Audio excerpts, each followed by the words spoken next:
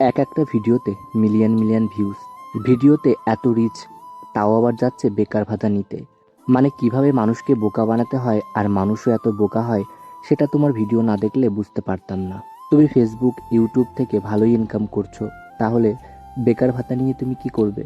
আচ্ছা, তোমরাই না আমাকে কমেন্ট করে বলতে এসব ফালতু ভিডিও করে কি হবে, এর থেকে যেন আমি সরকারি চাকরির চেষ্টা করি। হ্যাঁ, এগুলো বলতে অবশ্যই আমার ভালোর জন্য বলতে, সেটাতে আমি কিছু বলছি না। ভারতে বেকারত্বের হার এত বেড়েছে এবং চাকরির ভ্যাকান্সি এত কমেছে, যাদের হাইট আছে তারা অবশ্যই ডিফেন্স লেভেল সহ আরও অন্যান্য চাকরির জন্য অনেক ভ্যাকান্সি পাচ্ছে। তবে যাদের হাইট কম তাদের ক্ষেত্রে অনেকটাই কম্পিটিশন বেশি এবং চাকরি পাওয়ার চান্সও অনেকটাই কম। আর আমিও তাদের মধ্যে একজন। তারপর তোমরা যে বা যারা ভাবছো যে লক্ষ লক্ষ ভিউজ আসছে মানে আমি লক্ষ লক্ষ টাকা ইনকাম করছি, তেমন কিন্তু নয়।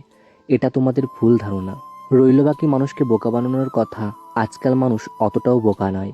যে কমেন্টটা করেছো সে সবাইকে বোকা মনে করে নিজেকে অতি চালাক ভাবছো, তেমন কিন্তু নয়। আজকাল মানুষ ঠিক ভুল, কোনটা সঠিক কোনটা খারাপ, সেগুলো বোঝার ক্ষমতা সবার আছে। আর হ্যাঁ, আমি ফেসবুক থেকে ইনকাম ঠিকই করছি, তবে ইউটিউব থেকে গোটা 1 বছরে আমি একবার মাত্র কিছু পরিমাণে টাকা পেয়েছি, তবে সেটা খুবই স্বল্প। আর হ্যাঁ, যতই আমি ফেসবুক থেকে ইনকাম করি না কেন, ফেসবুক সরকারি চাকরির মতো একদম পার্মানেন্ট কোনো চাকরি নয়। আজ আছে কাল নাও থাকতে পারে। তবে ফেসবুক এবং তোমাদের কারণেই আমরা একটু ভালো আছি, এর গুরুত্ব তাই আমার কাছে অনেকটাই বেশি। আর এটা কোনো সরকারি কাজ নয়, সেহেতু আমি বেকার এটা আমি নির্দ্বিধায় বলতে পারি। আর সেখানে দাঁড়িয়ে আমি যদি বেকার ভাতার ফর্ম অর্থাৎ যুবসাথীর ফর্ম জমা করি, সেখানে আমি কোনো ভুল করেছি বলে আমার মনে হয় না। যে বা যারা কমেন্ট করে হাসাহাসি করছো তারা হয়তো অত্যন্ত ধনী পরিবার এবং অনেক বড় বড় চাকরির সঙ্গে যুক্ত।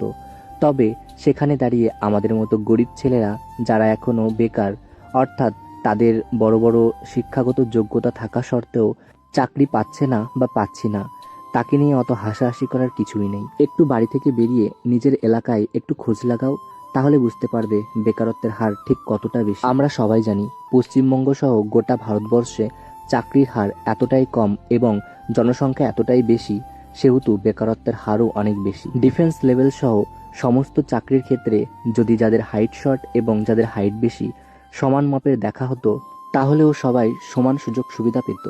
তারপরেও জনসংখ্যা নিয়ন্ত্রণ করা উচিত।